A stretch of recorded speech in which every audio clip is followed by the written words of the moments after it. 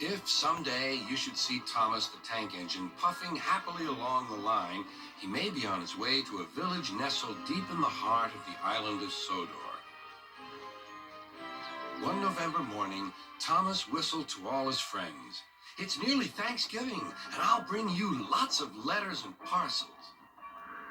But then an early snowstorm came.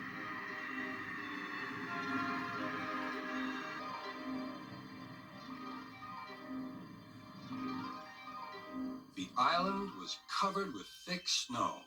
The engines found work difficult.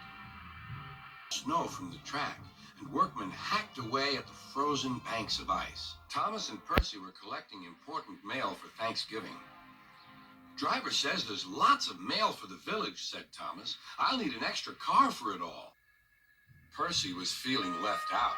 "It's not fair. You're not leaving any mail for me." But Percy's chance had come. "There's been a change of plan," said Thomas's driver. "Sir Topham Hatt needs us at the big station. Percy, you are to take Thomas's train to the village." Percy was delighted. Thomas was sad. "I won't be able to say Happy Thanksgiving to all my friends." Don't worry," said Percy kindly. "I'll do it for you." "It's not the same," sighed Thomas.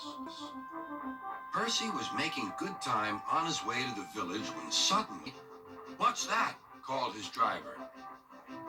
There ahead was a fog man by the line. He was holding a red light.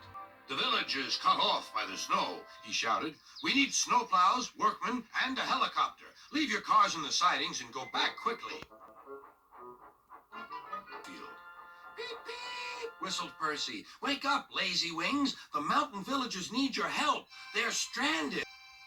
"Whiz-o," replied Harold. "I like an emergency to keep me warm." And he buzzed away. "Now," sighed Percy, "what's next?" Suddenly there was Thomas with Terence the tractor and a works train. "Come on, Percy," whistled Thomas. "Follow me." The two engines battled their way through the snow. At last they reached the village.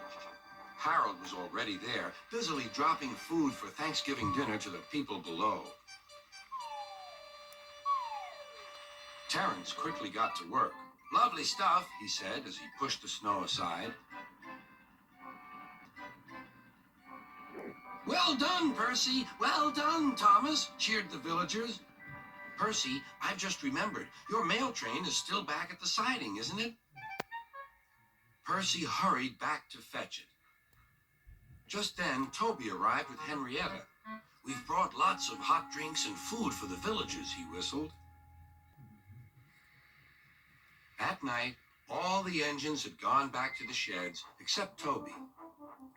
The villagers had made a plan to thank the engines. They loaded paint pots and parcels into Henrietta, and then they set off through the moonlit countryside. All the engines were fast asleep in the sheds as Toby ran silently into the yard.